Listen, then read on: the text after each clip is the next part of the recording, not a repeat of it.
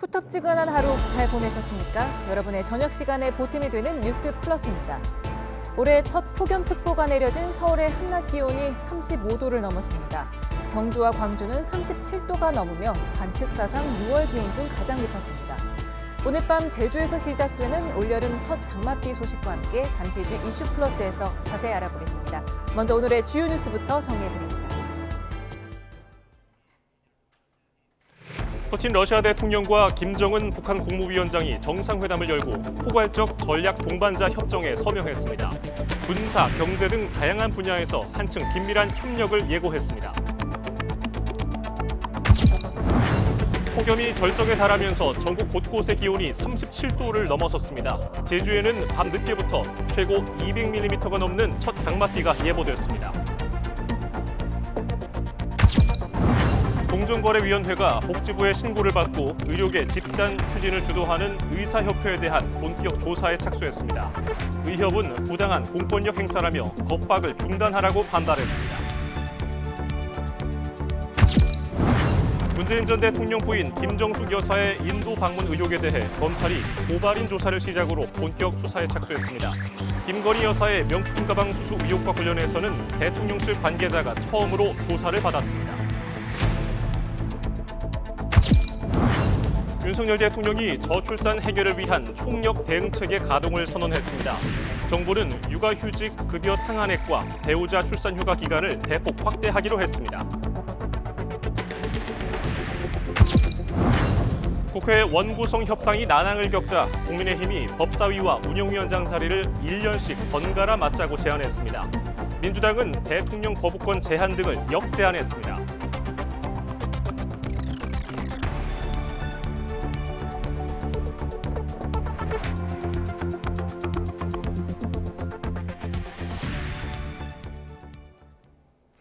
뉴스플러스 첫 소식입니다. 올해 첫 폭염주의보가 내려진 서울은 오늘 최고 기온인 35.8도를 기록하는 등 전국 곳곳이 폭염에 시달렸습니다. 이런 가운데 제주도에서는 오늘 밤부터 올여름 첫 장맛비가 시작되겠습니다.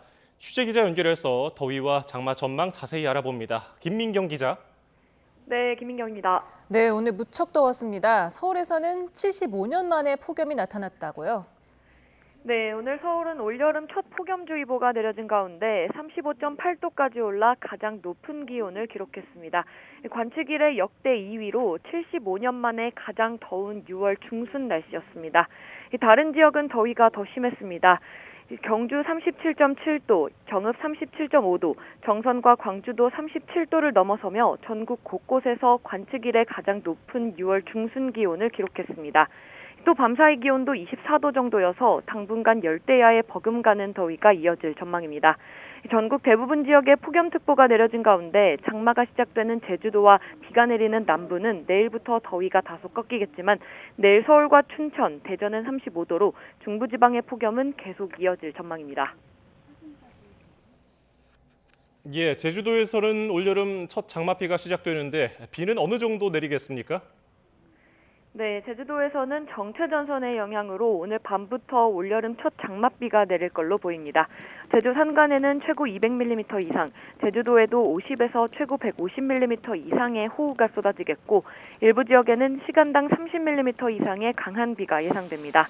이번 장맛비는 금요일인 모레까지 이어진 뒤 점차 그치겠지만 제주도는 주말부터 다음 주 초반 사이 또 한 차례 장맛비가 내릴 걸로 보여 지속적인 주의가 필요합니다. 내륙의 장마 시작은 평년 수준으로 남부는 6월 23일 전후, 중부는 25일에서 26일 사이인데요.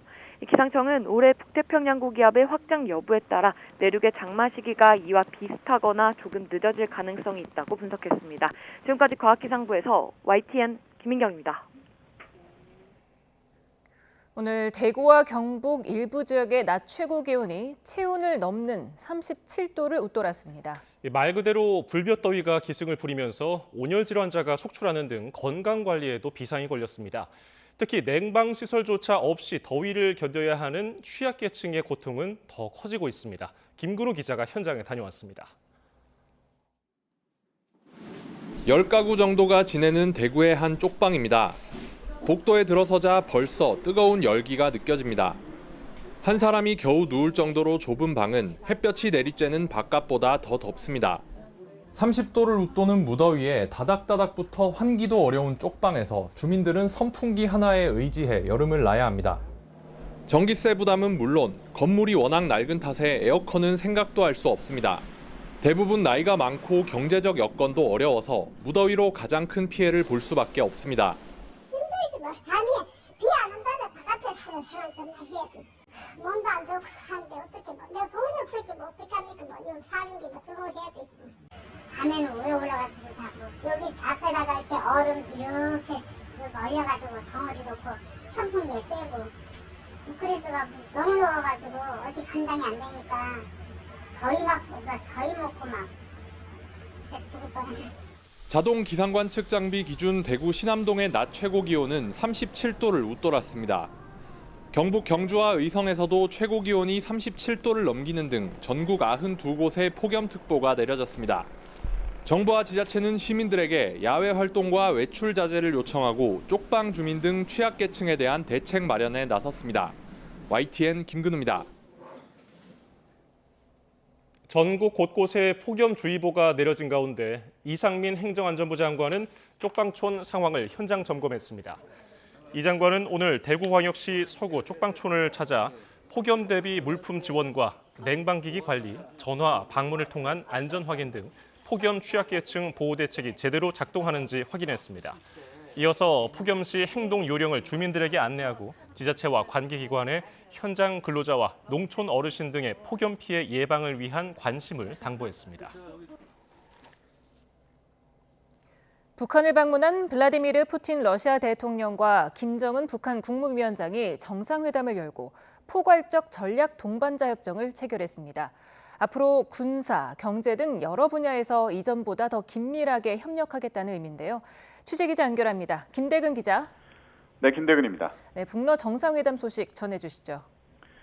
네, 스푸트니크 통신 등 외신에 따르면 김정은 북한 국무위원장과 푸틴 러시아 대통령은 포괄적 전략 동반자 협정에 서명했습니다. 공식적으로 이전에 설린 우호 관계에서 협력 단계를 격상한 건데요. 군사, 경제 등 다양한 분야에서 협력 관계를 더 밀접하게 발전시키겠다는 의미입니다.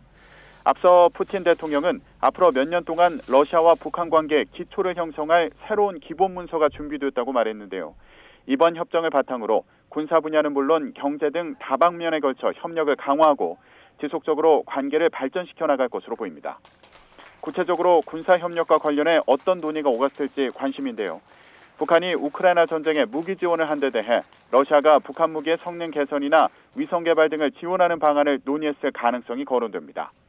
러시아 국영 리아 노보스티 통신에 따르면 두 정상은 90분 이상 진행된 확대 정상회담 이후 예상했던 1시간보다 긴 2시간 정도 1대1 회담을 했는데요.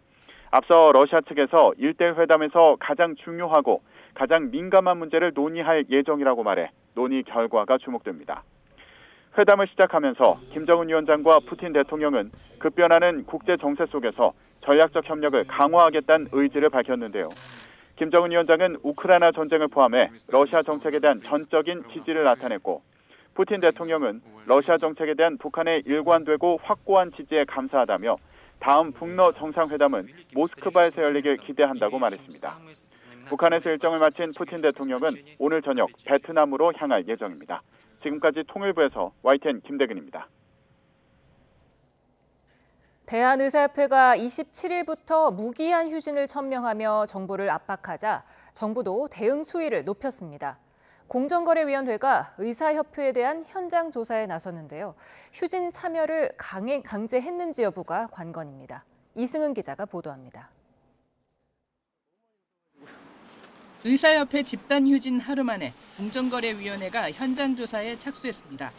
서울 용산구 의협과 휴진율이 가장 높은 대전시 의사회에 조사관을 보냈습니다. 보건복지부는 지난 17일 공정거래법을 어겼다며 의사협회를 공정위에 신고했습니다. 부당하게 경쟁이나 사업자의 활동을 제한했다는 겁니다.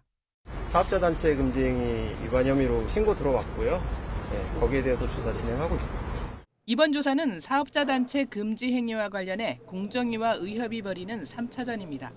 공정위는 지난 2000년 의약분업 반대 파업과 2014년 원격 의료 반대 파업 때 의협에 사업자 단체 금지 행위 조항을 적용해 처분을 내렸지만 결과는 1승 1패였습니다.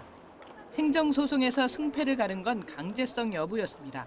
한때 휴진율이 90%에 이른 2000년 의약분업 반대 파업건은 공정위가 이겼고 휴진율이 20% 정도였던 2014년 원격 의료 반대 파업건은 졌습니다. 이에 따라 의협은 이번에 참여를 독려하면서도 강요성 메시지는 조심했습니다. 게다가 이번에는 현재까지는 2014년보다도 휴진율이 낮아서 강제성 입증이 쉽지 않을 것으로 보입니다. 집단 휴진율이 생각보다 낮아가지고 강제성 입증이 쉽지 않을 거라는 얘기도 있던데. 나중에 검토해야 될 부분이고요. 하지만 강경한 의협의 대응 방식을 종합적으로 고려해야 한다는 지적도 있습니다.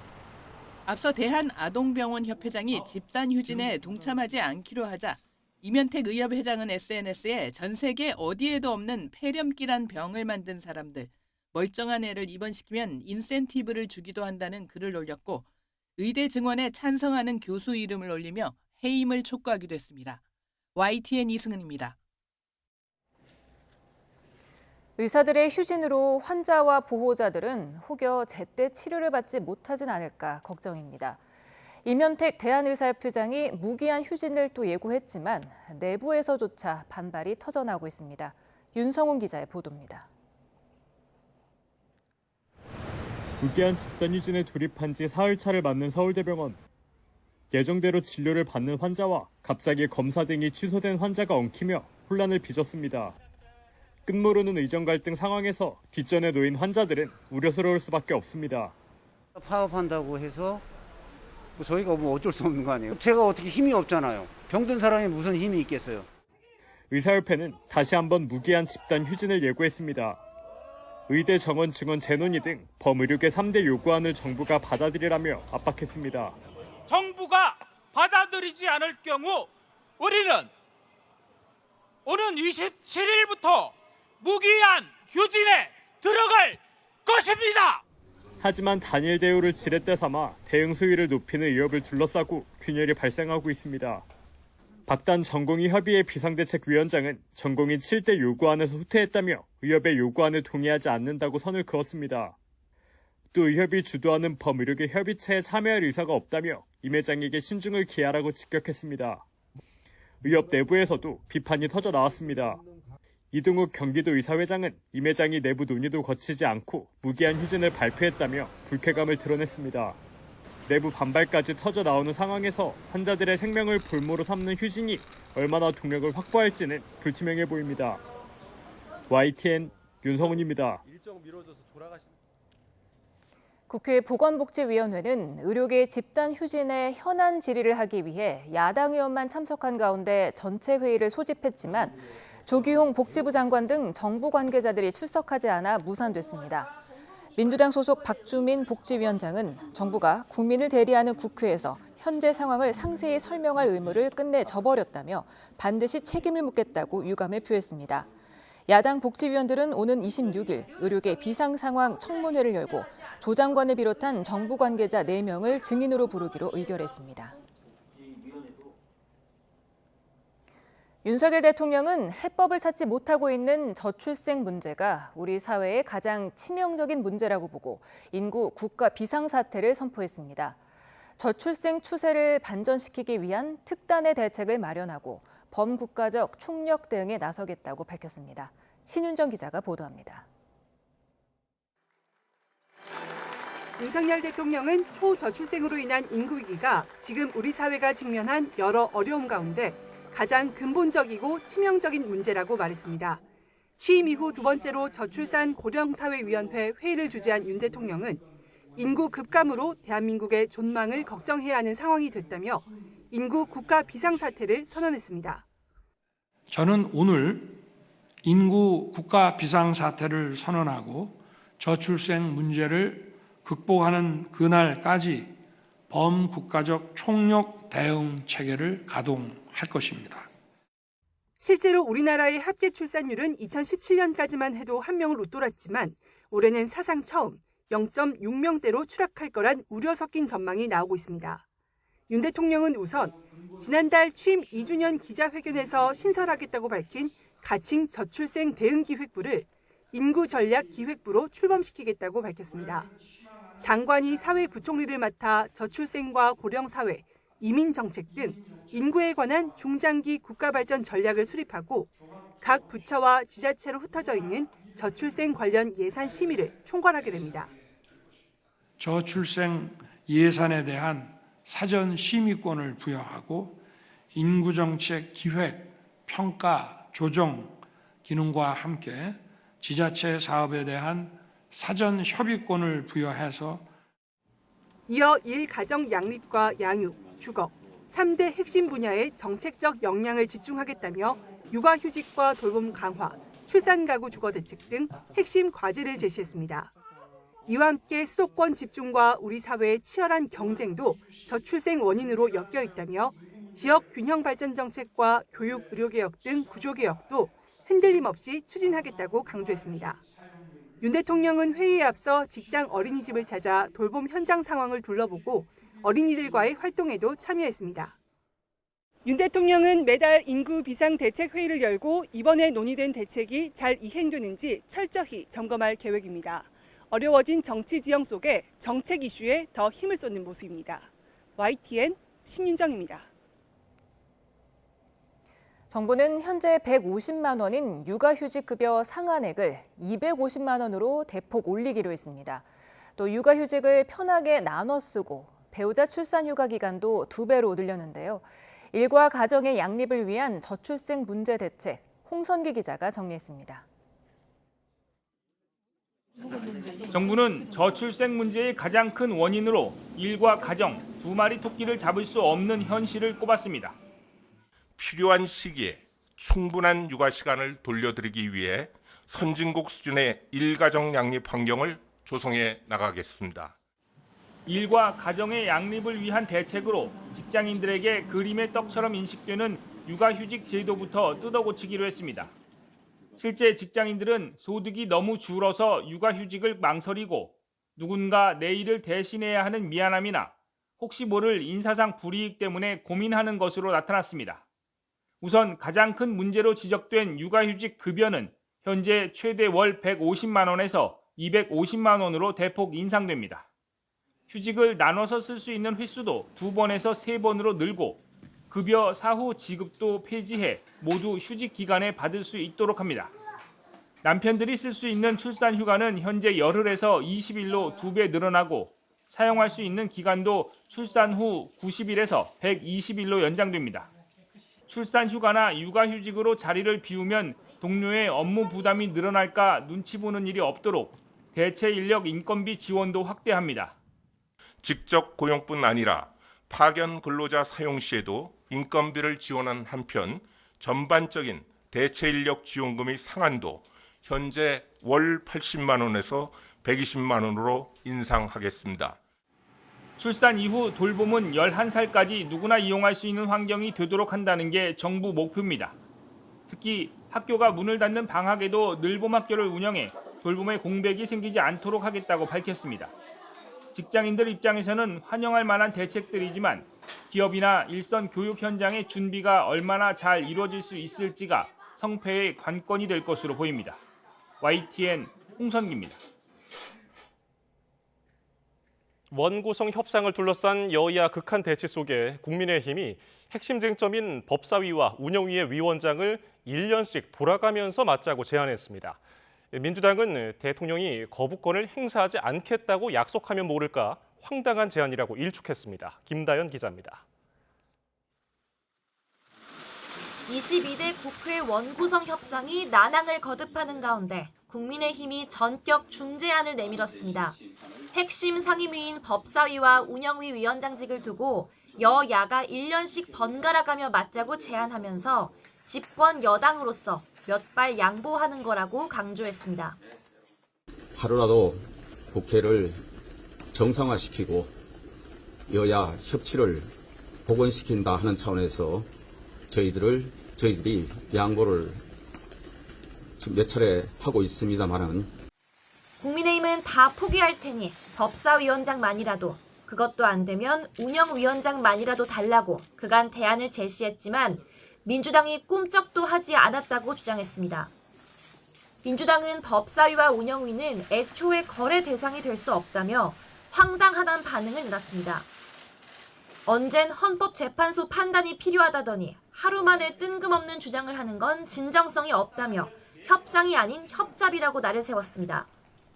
다만 앞으로 1년 동안 윤석열 대통령이 국회 통과 법안들에 거부권을 행사하지 않기로 약속한다면 여당 제안을 검토해 보겠다고 조건을 달았습니다.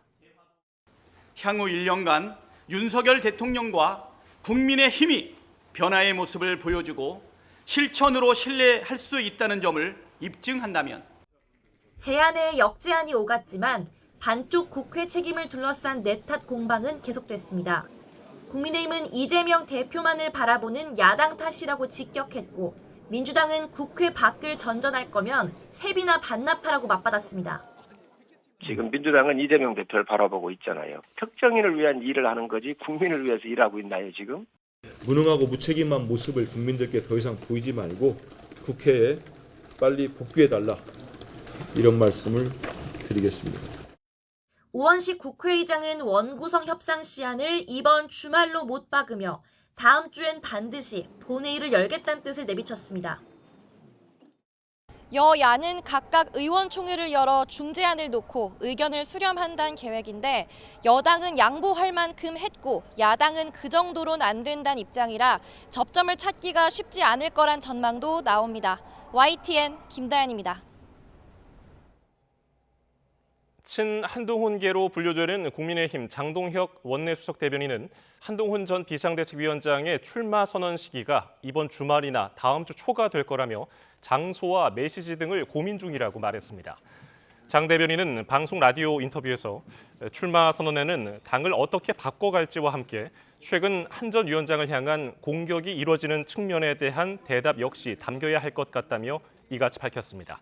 친한계 정성국 의원도 YTN 라디오에 나와 전당대회 선거 캠프의 인적 구성은 어느 정도 끝났고 역할을 심사숙고 중이라고 전했습니다.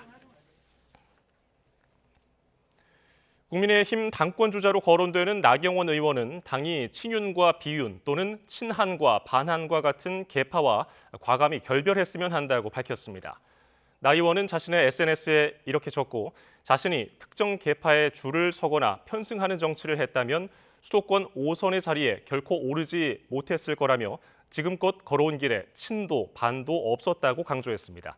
이는 당내 일각에서 제기된 이른바 친윤 지원서를 반박한 거라는 해석이 나옵니다.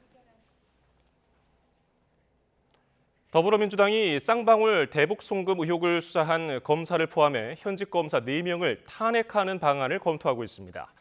국민의힘은 검찰을 굴복시키려는 폭정이라고 반발하면서 대법원에 이재명 대표에 대한 신속한 재판을 촉구했습니다. 정인용 기자입니다. 민주당 검사범죄 대응 TF가 쌍방울 대북 송금 사건을 수사한 박상용 검사 탄핵 여부를 따져보기 위한 법리 검토에 들어갔습니다. 이화영 전 부지사를 상대로 이재명 대표의 불리한 진술을 하도록 회유했다는 의혹이 있다는 겁니다. 저는 뭐 이게 정말 왜곡으로 드러나고 저희 특검법도 발의했습니다만 수사에 따라 가지고 분명히 혐의가 드러난다면 아니 검사가 법 밖에 있습니까? 법 위에 있습니까? 그렇지 않습니다. 국정농단 특검 당시 장시호 씨와 진술 뒷거래 의혹을 받는 김영철 검사도 탄핵 검토 대상에 올랐습니다. 허위 진술 강요 의혹을 받는 어미중 검사, 위법 압수수색 논란이 있는 강백신 검사 등 민주당이 탄핵 소추 카드를 만지작거리는 건 모두 4명입니다. 국민의힘은 민주당이 사실상 검사 테러를 자행하고 있다며 입법권을 오로지 이재명 대표 방탄에만 사용한다고 쏘아붙였습니다. 이 대표가 언론을 향해 검찰의 애완견이라고 발언한 걸 언급하며 민주당이 이 대표의 애완견 아니냐고 꼬집기도 했습니다. 민주당이 검사 탄핵을 추진하는 행태야말로 이재명의 애완견으로 비난받아도 무방합니다. 검사 탄핵 외에도 현재 민주당이 벌이고 있는 애완견 충성 경쟁은 점점 극으로 치닫는 형세입니다. 또 대법원을 방문해 민주당이 사법부를 무릎 꿇리려고 한다며 이 대표의 4가지 재판을 신속하고 정확하게 진행해달라고 촉구하기도 했습니다. 이재명 대표에 대한 수사와 재판을 두고 여야가 연일 사법대전을 벌이는 모양새입니다. 이 대표가 확정 판결을 받기까지는 적잖은 시간이 걸릴 거로 예상되는 만큼 여야 사법 공방은 22대 국회 풀리지 않는 매듭으로 남을 걸로 보입니다. YTN 정인용입니다. 경기도 업체들로부터 5억대 불법 자금을 받은 혐의로 추가 기소된 이화영 전 경기도 평화부지사 재판을 대북 송금 혐의 유죄를 선고한 재판부가 맡게 됐습니다.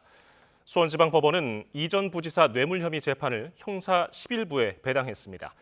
해당 재판부는 지난 7일 쌍방울 그룹의 불법 대북 송금 의혹 등에 연루돼 재판에 넘겨진 이 전 부지사 1심에서 징역 9년 6개월을 선고했습니다. 문재인 정부 당시 김정숙 여사가 인도 타지마할로 외유성 출장을 갔다는 의혹과 관련해 검찰이 본격적인 수사에 착수했습니다. 김건희 여사의 명품 가방 수수 의혹 사건과 관련해서는 당시 김 여사를 보좌했던 행정관이 대통령실 관계자로는 처음으로 참고인 조사를 받았습니다. 홍민기 기자입니다. 문재인 전 대통령 부인 김정숙 여사의 인도 외유성 출장 의혹과 관련해 검찰이 사건을 고발한 여당 소속 시의원을 불러 조사했습니다. 지난해 12월 사건을 접수한 뒤 6달 만에 본격적인 수사에 나선 겁니다.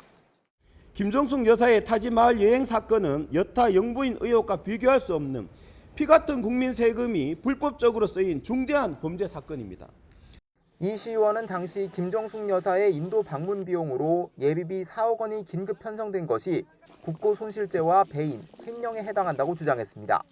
검찰은 또 김정숙 여사가 청와대 경호관에게 수영 강습을 받았다거나 명품 재킷을 빌려 입고 반납하지 않았다는 의혹 등에 대한 고발 경위도 조사한 것으로 알려졌습니다. 검찰은 최근 사건을 다른 부서로 재배당하고 검사도 한 명 충원하는 등 수사에 고삐를 주기 시작했습니다. 검찰은 같은 날 김건희 여사의 명품 가방 수수 의혹과 관련해 대통령실 소속 조모 행정관도 참고인 신분으로 불러 조사했습니다. 조 행정관은 김건희 여사 소개로 최재형 목사와 연락을 주고받은 인물로 이번 의혹과 관련해 대통령실 관계자가 검찰 조사를 받은 건 처음입니다. 검찰은 조 행정관을 상대로 최 목사의 청탁이 있었는지, 실제 청탁이 이뤄졌는지를 확인한 것으로 알려졌습니다. 또 조 행정관을 비롯한 주변 인물들을 조사한 뒤 김 여사에 대한 소환 여부를 검토할 전망입니다. YTN 홍민기입니다. 조국혁신당은 명품 가방 수수 의혹과 관련해 김건희 여사를 고위공직자 범죄수사처에 고발했습니다. 박은정, 차규근 의원은 김 여사가 명품 가방을 받은 뒤 청탁받은 내용을 비서들에게 검토하게 했다는 의혹도 있다며 알선 수재와 직권남용죄에 해당한다고 주장했습니다. 이들은 또 국민권익위가 청탁금지법 위반 사항이 없다고 종결 처리한 것과 관련해 유철한 권익위원장과 정순윤 부위원장을 직무유기 혐의로 고발했습니다. 윤석열 대통령이 해병대 최상병 사건이 경찰에 이첩됐다가 회수된 당일 임기훈 당시 대통령실 국방비서관과 신범철 당시 국방부 차관 등 실무자들에게도 직접 전화를 걸었던 것으로 확인됐습니다. 박정훈 대령 측이 항명 혐의 재판에서 통신기록 조회 결과를 확인한 결과 윤 대통령은 지난해 8월 2일 낮 1시 25분 개인 휴대전화로 전화를 걸어서 임 전 비서관과 4분 51초 동안 통화한 것으로 확인됐습니다. 윤 대통령은 같은 날 오후 4시 21분에는 같은 휴대전화를 써서 신 전 차관과 10초 동안 통화하기도 했습니다. 육군 훈련병 사망 사건과 관련해 훈련을 지시한 장교 2명의 구속영장이 신청됐는데요. 오늘 해당 부대에서는 숨진 훈련병 동기들의 수료식이 있었습니다. 아들 동기의 안타까운 소식에 자리를 함께한 가족들은 착잡한 분위기였습니다. 지환 기자입니다. 아들은 6주 훈련을 무사히 마쳤습니다. 장하고 대견해 부모는 강원도까지 한 걸음에 달려왔습니다. 하지만 마냥 기쁘고 즐거울 순 없었습니다. 바로 옆 훈련과 얼차려를 함께 봤던 아들 동기가 숨졌다는 소식에 지난 한 달 부모는 제대로 잠을 이루지 못했습니다. 저희 아들은 여기 6명 중 하나예요. 훈련 10차례 받은 아들. 저 아이가 아닌 우리 아이가 될 수 있었는데 그 생각하면서 너무 아프죠, 마음이. 수료식장 주변엔 이렇게 고인의 명복을 비는 추모 분향소가 설치되고 명예 수료증이 놓였습니다. 국화 한 송이를 내려놓고 고개를 숙인 가족들. 내 아들 같아서 부모 맘이 짐작돼서 마음을 다스리지만 생각할수록 울컥합니다. 입수한 지도 얼마 안 되는데 그렇게 되니까 꼭 내 자식 같고 계속 이런 뉴스만 들으면 이렇게 감정이 막 올라오더라고요. 신병교육대 수료 행사는 정해진 가족 친구 외에는 비공개였습니다. 식이 끝나고 얻은 반나절 외출, 만난 거 먹이고 다시 부대 들여보낼 생각에 부모 마음은 바쁩니다. 펜션 가세요? 네. 뭐 드시러 뭐 준비하셨어요? 먹는 거? 장어, 등심, 목살, 뭐 좋아하는 거 다 준비했어. 최전방 육군 12사단 신병교육대 2024-9기 훈련병은 200여 명. 왼팔에는 부대 마크, 오른팔에는 태극기를 붙였습니다.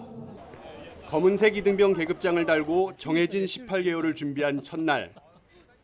하지만 규정까지 어기며 이뤄진 무책임한 얼차려 지시에 옆에 있어야 했던 동기 한 명은 함께 시작하지 못했습니다. YTN 지환입니다. 얼차려를 받다가 숨진 훈련병의 예정됐던 수료식 날을 맞아 훈련병 어머니가 편지를 통해 처음 심경을 밝혔습니다. 군 인권센터가 공개한 편지에서 박 훈련병의 어머니는 오늘 이 수료식 날인데 수료생 이름 가운데 아들의 이름만 없다며 아들의 죽음을 누가 책임질 것이냐고 호소했습니다. 그러면서 무슨 일이 생기면 나라에서 책임을 진다더니 지금 이들이 무슨 책임을 지고 있느냐며 힘이 없는 부모의 비통함을 말로 다 표현할 수가 없다고 말했습니다. 또 동기와 대화 몇 마디 나눈 것이 죽을 죄냐며 무리한 얼차려로 아들을 쓰러뜨린 중대장과 아들 가운데 누가 더 규칙을 많이 어겼겠느냐고 강조했습니다. 오늘 아침 8시쯤 서울 목동에 있는 지하 6층, 지상 23층짜리 주상복합 건물에서 불이 났습니다. 이 불로 주민 35명이 연기를 마셨고 소방대원 14명이 진압 도중 발생한 폭발로 경상을 입었습니다. 또 주민 40명이 스스로 대피했고 73명은 구조대원의 도움을 받아 건물 밖으로 빠져나왔습니다. 소방은 신고 접수 2시간 반 만에 담당 소방서 소방력을 모두 동원하는 대응 1단계를 발령해 불을 끄고 있습니다. 지난해 7월 14명이 숨진 오송 참사와 관련해 검찰이 충청북도 공무원 7명과 청주시 공무원 3명을 추가로 불구속 기소했습니다. 충북 공무원들은 궁평 2 지하차도 관리자로서 지하차도 모니터링을 제대로 하지 않고 지하차도 통제 기준 수위에 도달했지만 차량 진입 통제를 하지 않은 혐의가 있습니다. 청주 공무원들은 미호천교 도로 확장 공사 현장의 제방 안전 점검을 부실하게 수행하고 사고 당일 재난 신고를 접수했음에도 제대로 전파하지 않은 혐의가 적용됐습니다. 수도권 일대에서 빌라 200여 채로 전세 사기를 벌인 하남 빌라왕 일당이 검찰에 넘겨졌습니다. 세입자 60여 명이 보증금을 돌려받지 못했는데 피해 금액은 180억 원이 넘습니다. 배민혁 기자입니다. 서울 중랑구에 있는 빌라입니다. 이곳에서 신혼생활을 시작한 김도희 씨는 전세계약 기간이 만료된 뒤에야 사기당한 것을 알아챘습니다. 보증금을 낮춰주겠다고까지 하며 계약 연장을 권유하던 집주인이 만기일이 되자 돌연 보증금 전부를 돌려줄 수 없다고 말을 바꾼 겁니다. 집주인은 이른바 하남 빌라왕, 수도권 일대에서 대규모 전세 사기를 벌인 50대 여성 이모 씨였습니다. 이렇게 전세 사기 정도까지 된지는 몰랐었고요. 세상이 무너진 느낌이었죠. 별다른 수입이 없던 빌라왕 이 씨는 지난 2019년부터 경기 하남과 수원, 서울 강서 등에서 빌라 290여 채를 사들였습니다. 빌라 매매가보다 더 비싼 전세 보증금을 받는 수법을 썼습니다. 건축주가 신축 건물의 분양과 임대를 동시에 진행하면 이 씨가 세입자로부터 받은 보증금이 매매대금으로 건축주에게 들어가는 이른바 동시진행 수법을 썼습니다. 이 씨는 이런 방식으로 분양을 성사시키며 보증금에 포함된 수수료도 챙겼습니다. 이렇게 당한 피해자만 69명, 돌려받지 못한 보증금은 180억 원이 넘습니다.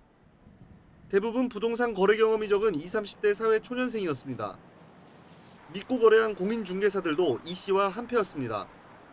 전세 사기는 제일 중요한 게 공인중개사들이 전세입자들을 유인하는 게 제일 중요하거든요.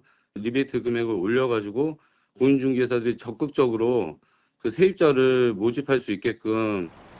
경찰은 이 씨를 구속한 데 이어 범행에 가담한 건축주와 공인중개사들까지 모두 60명을 검거하고 관련 수사를 이어가고 있습니다. YTN 배민혁입니다. 네, 북한을 방문한 블라디미르 푸틴 러시아 대통령과 김정은 북한 국무위원장이 정상회담을 열고 조금 전부터 공동 기자회견을 시작했습니다. 확대 회담, 단독 회담 등의 뒤에 공동 기자회견을 시작했는데요. 푸틴은 협정에 북러가 침략을 당할 경우 상호 지원을 포함하기로 한다 이렇게 발표했고요. 또 북러 간의 철도 교통을 재개하기로 했다 이렇게 말했습니다. 예, 또 북러는 새로운 협정 안에서 군사 분야 협력을 할 것이라고 말을 했고요. 또 오늘 회담에서 안전 그리고 국제 문제에 대해 많은 논의가 이루어졌다고 밝혔습니다. 북러는 민주적, 다극화된 세계 질서를 위해 노력하겠다 이렇게도 덧붙였고요. 또 크렘린궁은 북러가 의료교육, 과학협력 협정을 체결했다 이렇게 밝혔습니다. 김정은과 푸틴은 포괄적 전략 동반자 협정에 서명을 했는데요. 잠시 뒤에 김정은 북한 국무위원장이 발표를 할 때 또 생중계로 전해드리겠습니다. 네, 다음 소식입니다. 경기 광주시에서 전세 사기를 당했다는 고소장이 잇따라 접수돼 경찰이 수사에 나섰습니다. 경기 광주경찰서는 60대 남성 A씨를 사기 혐의로 입건해 조사하고 있습니다. A씨는 지난해 12월부터 최근까지 다세대 주택 여러 채를 소유하며 임차인들에게 보증금 수십억 원을 돌려주지 않은 혐의가 있습니다. 서울 강남역 근처 건물 옥상에서 여자친구를 흉기로 살해한 혐의가 있는 의대생이 다니던 대학에서 제적됐습니다. 해당 대학은 지난달 말 살인 혐의로 기소된 의대생 최모 씨를 제적 처리했다고 밝혔습니다. 학교 규정상 징계 제적 처분은 원칙상 재입학이 불가능한 가장 무거운 징계입니다. 야간 외출 제한 명령을 어기고 집을 나선 혐의로 실형을 선고받은 아동 성범죄자 조두순이 형기를 마치고 출소했습니다. 조 씨는 오늘 아침 8시 5분쯤 전자장치 부착 등 절차를 거친 뒤에 수원구치소를 떠났습니다. 조 씨 출소에 따라서 잠시 운영을 중단했던 자택 주변 경찰 감시 초소도 곧바로 업무를 재개한 것으로 알려졌습니다. 지난해 산업재해로 노동자 598명이 숨졌습니다. 네, 이런 안전사고를 미리 막기 위해 다양한 유형의 안전사고를 체험하는 교육시설이 경남 창원에 문을 열었습니다. 임형준 기자가 소개해드립니다. 짐을 가득 실은 지게차가 후진합니다. 벽에 붙어있던 작업자를 못 보고 후진하다 작업자가 벽과 차 사이에 끼입니다. 실제 사고는 아니고 체험형 안전교육의 일부입니다. 지게차 신호수가 왜 필요한지, 현장에서 사고가 어떻게 나는지를 교육하는 겁니다. 산업안전, 공사안전 이러한 사업장 내 활동들에 대해서 안전 예방 교육을 실시하고 있습니다. 센터에서는 현장에서 생길 수 있는 다양한 유형의 안전사고 상황을 체험할 수 있습니다. 지난해 산업재해로 숨진 노동자 10명 가운데 4명은 추락사고로 목숨을 잃었습니다. 센터에는 이렇게 추락 상황을 체험해 볼 수 있는 공간도 있는데요. 발판이 아래쪽으로 열리면 저는 떨어집니다.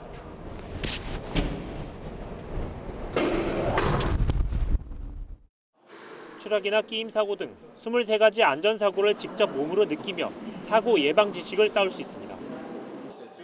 사내 직원은 물론 다른 회사 노동자와 지역 주민도 무료로 이용할 수 있어 지역사회가 거는 기대가 큽니다. 체험을 통해서 안전을 확인하고 또 안전문화를 확산시키는데 아마 크게 도움이 될 걸로 생각합니다. 자동차 부품업체가 만든 체험형 안전교육센터가 지역사회에 안전문화를 정착시키는 데에 도움이 될지 관심이 모아집니다. YTN 임영준입니다.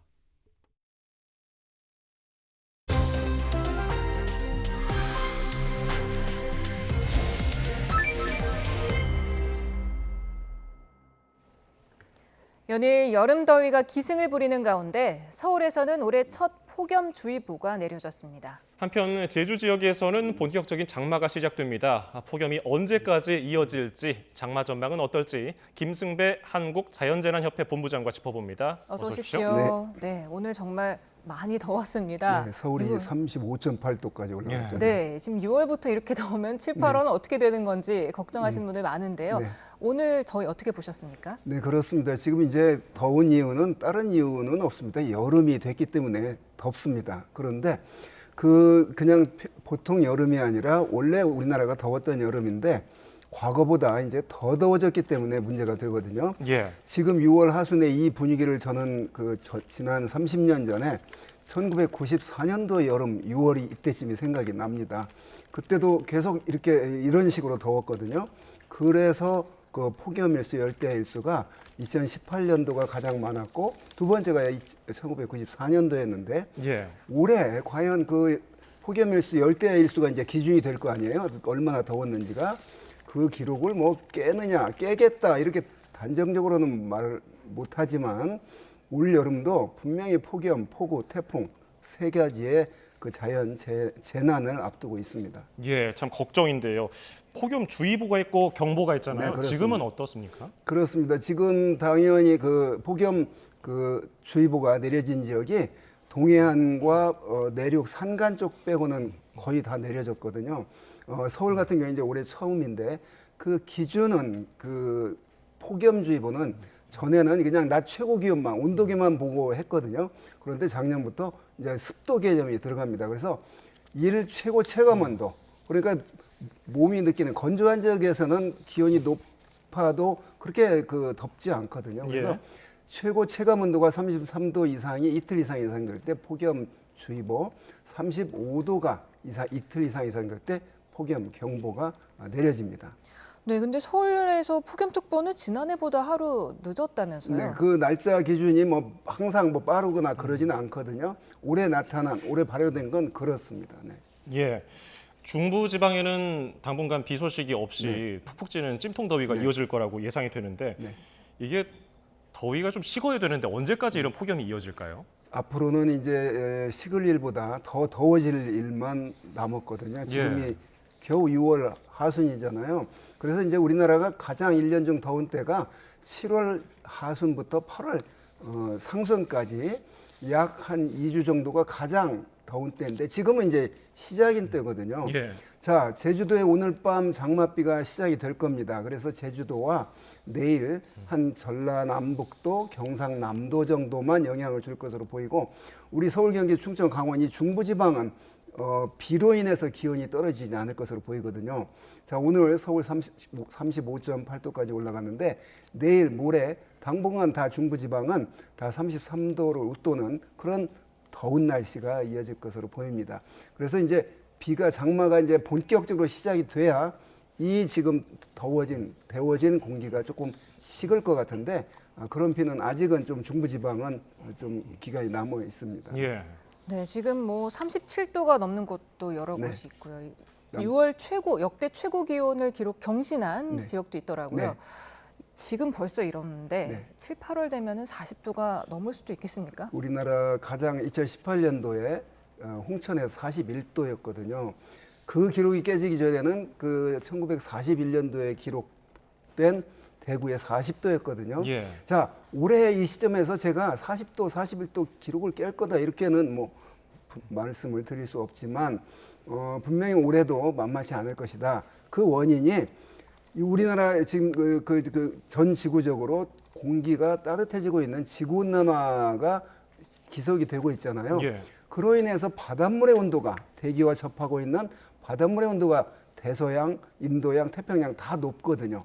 자, 이 바다로부터 방출된 많은 양의 수증기들이 폭염, 폭우, 또 어떤 태풍 이런 거에 이제 또 분명히 영향을 줄 이 수증기들이 이제 조화를 부릴 텐데 그로 인한 자연 재난이 특히 우려되는 올 여름입니다. 예. 그러면은 결국은 기후 변화가 몰고 온 이런 폭염이라고 봐야 됩니까? 그렇습니다. 기후 변화가 몰고 온 그런 여름 날씨의 변화인데 아까 말씀드렸듯이 우리나라 여름이 원래 더운 지역입니다. 예.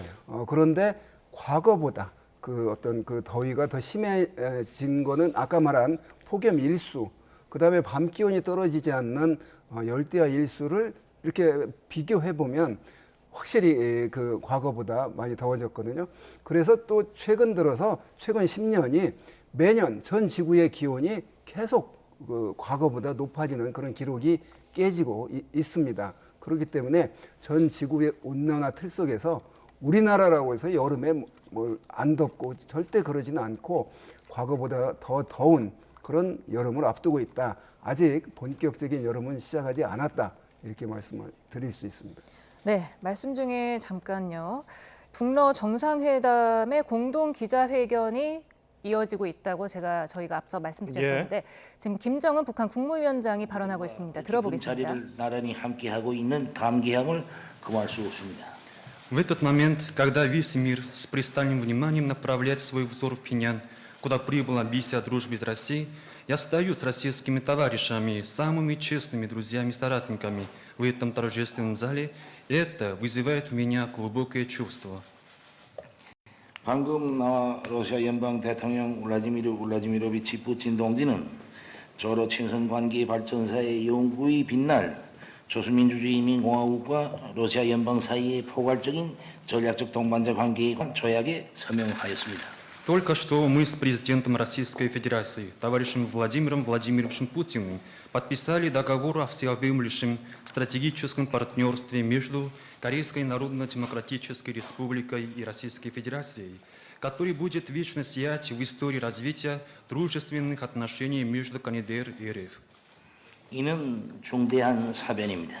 Это важное событие. 조선민주주의인민공화국 국무위원장으로서 러시아 연방 대통령 울라디미로비치 푸틴 동지와 함께 저로 두 나라의 훌륭한 인민들을 위하여 오늘뿐 아닌 미래를 대비하여 시원한 전략적 무게와 의의를 가지는 정치적 사변을 책임적으로 이룩하였다는 자부심으로 하여 참으로 영광스럽습니다. Я испытываю честь и гордость от того, что я, как председатель государственных дел Корейской Народно-Демократической Республики, совершил с президентом Российской Федерации, товарищем Владимиром Владимировичем Путиным, имеющие огромный стратегический вес и значение события во имя лучших народов двух наших стран, КНДР и РФ, и не только для сегодняшнего дня, но и для завтра. 저로 사이의 포괄적인 전략적 동반자 관계에 관한 조약이 체결됨으로 하여 우리 두 나라 관계는 정치와 경제, 문화, 군사 등 여러 방면에서의 호상 협력 확대로서 두 나라의 진보와 인민들의 복리 증진을 이룩할 수 있는 보다 훌륭한 전망적 발전 궤도 위에 올라서게 되었습니다. Благодаря заключению договора о всеобъемлющем стратегическом партнерстве между Корейской Народно-Демократической Республикой и Российской Федерацией, отношения между нашими двумя странами встали на рельсы дальнейшего перспективного и благополучного развития для достижения прогресса двух стран и приумножения благополучия их народов путем активного сотрудничества друг с другом в разных областях, включая политику, экономику, культуру и военное дело. 우리 두 나라 사이의 관계는 동맹 관계라는 새로운 높은 수준에 올라섰으며 이러하여 조선민주주의인민공화국과 러시아 연방의 공동利益에 부합되게 지역과 세계의 평화와 안전 환경을 함께 수호하면서 강력한 국가를 건설하려는 두 나라 지도부의 원대한 구상과 인민들의 세계적 염원을 실현시킬 수 있는 법적 기틀을 마련되었습니다. Отношения между нашими двумя странами поднялись на новый высокий уровень союзнических отношений. Заложена юридическая основа, с помощью которой стало возможным осуществление грандиозного замысла руководства двух стран и векового чаяния наших народов, надежно защитить мир и безопасность в регионе и в мире и построить сильное государство в соответствии с общими интересами Корейской Народно-Демократической Республики и Российской Федерации. 나는 지난해 9월 러시아 연방의 우스토친의 우수 발사장에서 진행된 푸틴 대통령 동지와의 상봉에서 새 국가 간 조약 문제를 토의한 후 불과 9개월 만에 변화된 현 국제 정세와 새 시대의 조로 관계의 전략적 성격에 걸맞는 위대한 국가 간 조약을 체결하게 된 것을 대단히 만족하게 생각합니다. Выражаю большое удовлетворение тому, что Великий межгосударственный договор, отвечающий стратегическому характеру отношений между КНДР и РФ в новую эпоху, заключен всего лишь спустя 9 месяцев после того, как в сентябре прошлого года мы с товарищем президентом Путиным на космодроме «Восточный» обсудили вопрос о заключении нового межгосударственного договора.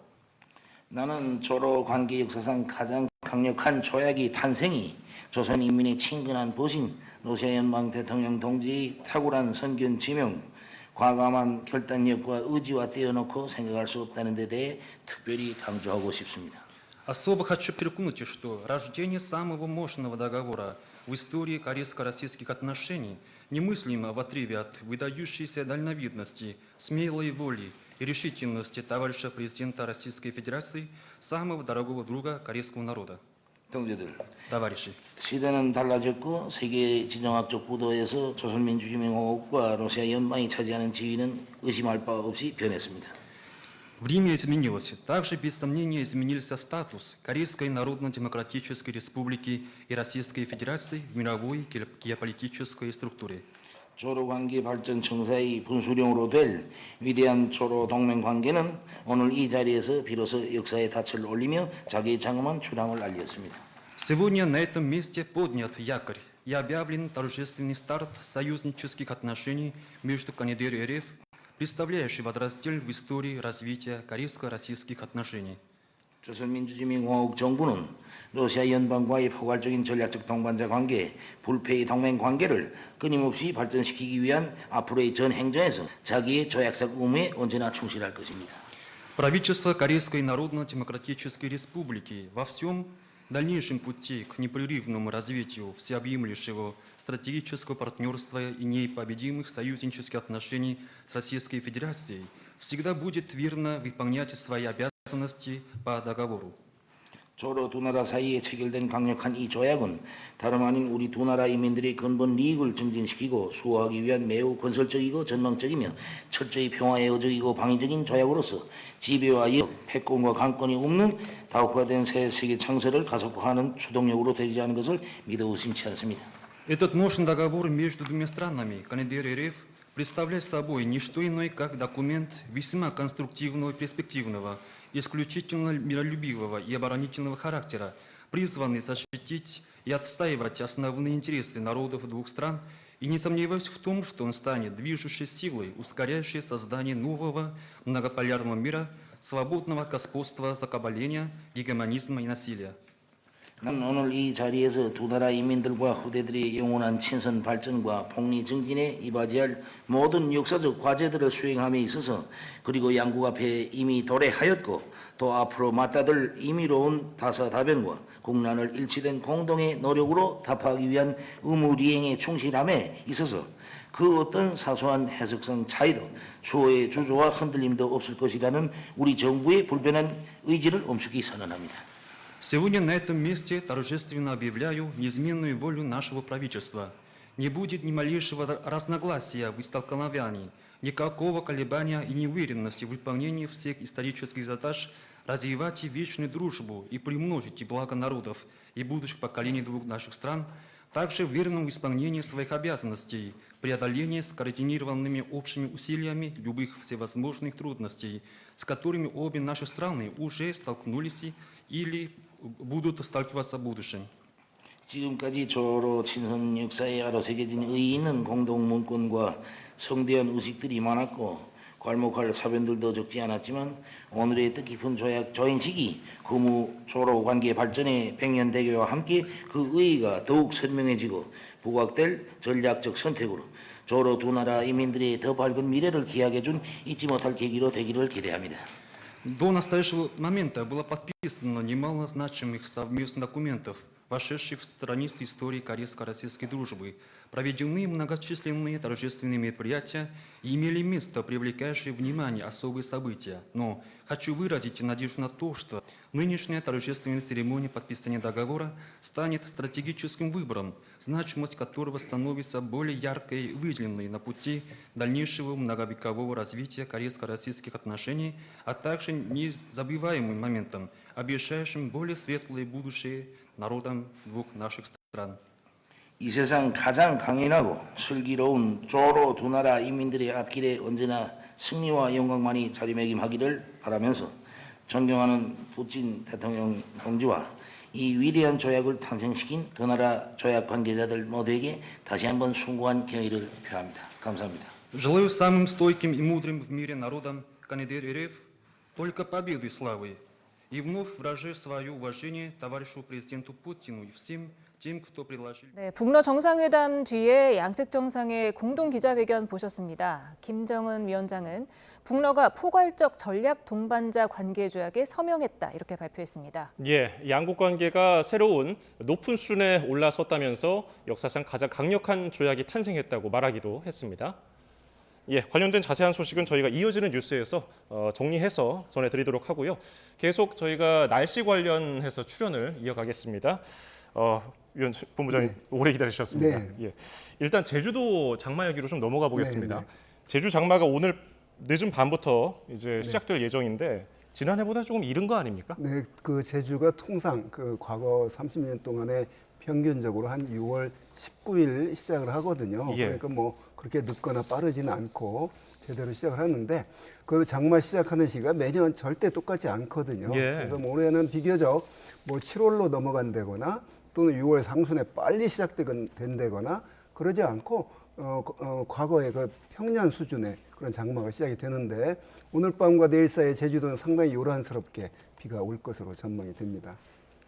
내륙 지방 장마는 언제쯤 시작될까요? 그 이제 이 북태평양 고기압 세력 위에 이제 장마 정체 전선이 형성이 돼 있는데 이게 제주도까지만 그러고 남부 지방 일부 지방까지만 영향을 이번에 주는데 한번 내려갔다가 다시 저는 개인적으로 한 23일 경에 한 차례 올라올 것으로 예상이 되는데 오늘이 19일이기 때문에 중부지방도 그렇게 뭐 오랫동안 한 열흘 뒤에 시작이 되고 그러진 않을 것으로 전망이 됩니다.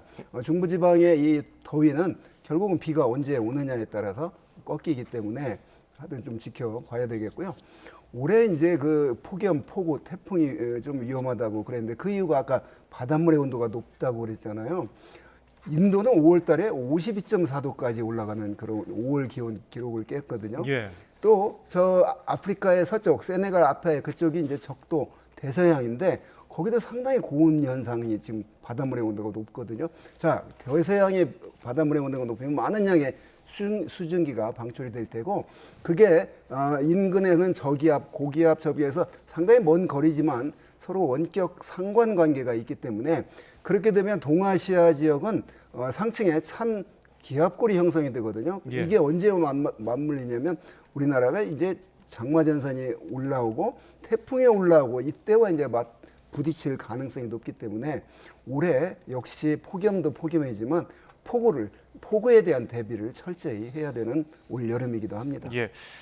태풍 지난해도 우리 피해가 크지 않았습니까? 네. 올해는 어떻게 전망됩니까? 그렇습니다. 이제 그 전 지구적으로 이제 지구 온난화라는 큰 틀 속에서 지금 엘니뇨가 작년 5월부터 시작이 됐다가 지금은 그 바닷물의 온도가 적도 태평양 열대 태평양 바닷물의 온도가 평년보다 0.3도 정도 높은 그렇게 중립 상태로 돌아섰거든요. 이게 올 여름에 바닷물의 온도가 낮아지는 라니냐 현상으로 이제 바뀔 것으로 보입니다. 예. 그러면 엘니뇨 현상에서 이제 라니냐로 넘어갈 때 여름을 만났는데 그게 어떻게 될 것이냐인데요. 통상 엘니뇨 때 지난 작년에 엘니뇨 때는 우리 서태평양 온도가 과거에 그런 어떤 이론적으로 그러면 그렇게 호수온이 돼야 되지 아니어야 되는데 예. 올해는 역시 높았거든요. 그러니까 엘니뇨라고 하는 어떤 국지적인 현상보다 더 큰 온난화 현상이 더 지배적이었거든요. 그래서 엘니뇨 이제 라니냐에 들어가게 되면 이쪽 서태평양의 고기압은 아열대 고기압은 더 강하게 발달하거든요.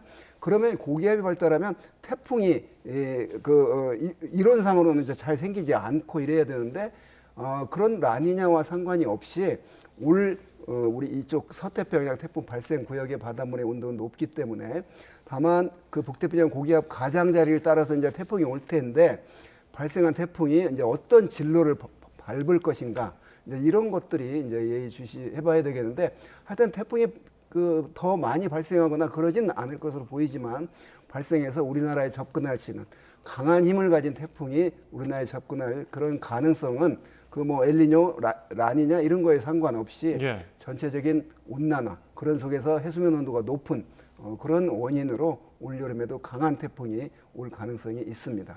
네, 또 올해 장마가 지난해처럼 좁은 지역에 짧은 시간에 엄청난 비가 내리는 국지성 호우 이렇게 될 가능성이 높다던데 이건 어떻게 보십니까? 그렇습니다. 우리나라의 여름철 강수의 특징이 국지적인 매우 국지적인 그런 강한 그 비 특징을 보이는데요. 예. 우린 올 여름에도 그럴 것으로 보입니다. 최근 지난 2022년도에 서울의 그 폭우, 또 작년 그 2023년도의 폭우, 뭐 이런 사례로 볼 때도 역시 좁은 지역에 많은 비가 내리면서 산사태 또는 그 지하차도 침수 뭐 이런 그 피해가 있었거든요. 예. 올 여름에도 이제 그런 강수 패턴은 오히려 더 강화가 될 것으로 예상을 합니다. 예, 자 오늘 도움 말씀은 여기까지 듣도록 하죠. 폭염이 언제까지 이어질지, 장마 전망이 어떨지 김승배 한국자연재난협회 본부장이었습니다. 말씀 고맙습니다. 감사합니다.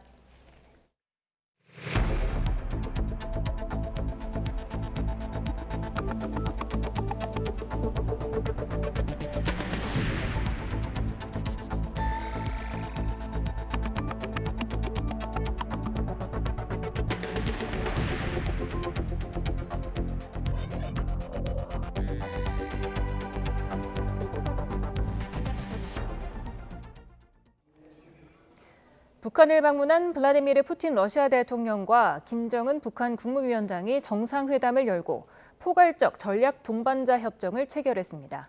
두 정상이 조금 전에 회담 결과를 발표했습니다. 관련 내용을 통일부 취재기자 연결해서 자세히 알아봅니다. 김대근 기자. 네, 김대근입니다.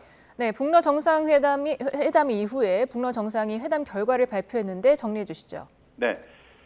김정은 북한 국무위원장과 푸틴 러시아 대통령이 오늘 확대 단독 회담을 잇따라 가진 뒤에 결과를 발표했습니다.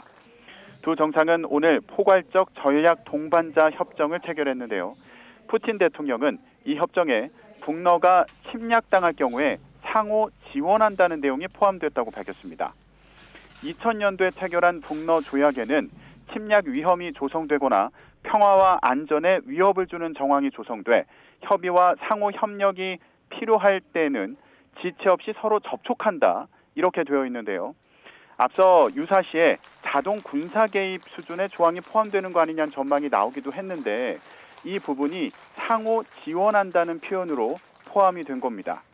양국이 동맹 관계가 아닌 만큼 유사시에 참전을 한다는 의미라기보다는 무기 지원 등 간접적인 지원을 하겠다는 의미인 것으로 보입니다.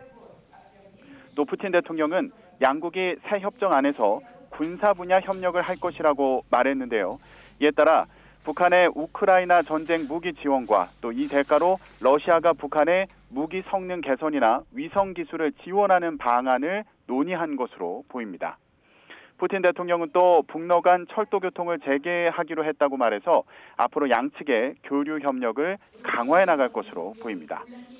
이 같은 회담 결과에 대해서 김정은 국무위원장은 대단히 만족한다며 역사상 가장 강력한 조약이 탄생했다고 말했습니다. 또 양국이 동맹 관계라는 새로운 높은 수준으로 올라섰다고 평가했는데요. 양국 관계가 실제로 동맹 관계가 됐다는 의미라기보다는 동맹으로 볼 수 있을 정도로 관계가 격상됐다는 의미로 보입니다. 김 위원장은 그러면서 이 같은 동맹 관계는 북러 관계 발전의 분수령이 될 것이라며 동맹 관계 발전을 위해서 언제나 조약에 충실할 것이라고 말했습니다. 그러면서 지배와 패권 없는 세계 창설을 가속화하는 추동력이 될 것이라면서 앞으로 이 조약에 있는 의무를 이행하는데 어떤 주저와 흔들림도 없을 것이라고 말했습니다. 양국은 이전의 설린 우호 관계보다 상당한 수준으로 협력 관계를 격상한 건데요. 구체적인 협의 내용과 그리고 앞으로 국제사회에 미칠 파장에 대한 분석이 필요해 보입니다. 북한에서 일정을 마친 푸틴 대통령은 오늘 저녁 베트남으로 향할 예정입니다. 지금까지 통일부에서 YTN 김대근입니다. 국민의힘 한동훈 전 비상대책위원장이 이르면 이번 주말 당대표 선거 출마를 공식화합니다. 나경원 의원 역시 당권 도전 의지를 굳힌 걸로 보이는데요. 출마 선언 장소 등을 최종 고심하고 있습니다. 임성재 기자의 보도입니다. 한동훈 전 비상대책위원장이 이르면 이번 주말이나 다음 주 초 당대표 출마 선언에 나섭니다. 이런 구체적인 시간표는 대표적인 친한동훈계로 분류되는 장동혁 원내수석 대변인의 인터뷰 발언에서 나왔습니다. 지금 한동훈 전 위원장에 대해서 공격이 되고 있는 부분들에 대해서 어느 정도 대답을 담아야 될 것 같고요. 어차피 대표는 한동훈 이른바 어대한 여론이 당원에 대한 모욕이자 해당 행위란 친윤계 일각의 주장엔 한동훈 지지당원을 모욕하는 거라며 적극 반박했습니다. 약점으로 꼽히는 원외 한계론 등을 두고는 자천, 타천, 친한계로 불리는 인사들을 중심으로 적극 방어에 나선 모습입니다. 108명의 국회의원을 대표하는 원내대표 자리와는 분명히 다른 거거든요. 그래서 국회의원의 시각으로만 바라봐야 되는 건 아니잖아요. 여기에 구체적인 캠프 사무실 계약 소식까지 흘러나오며 당대표 출마는 기정사실화된 분위기입니다.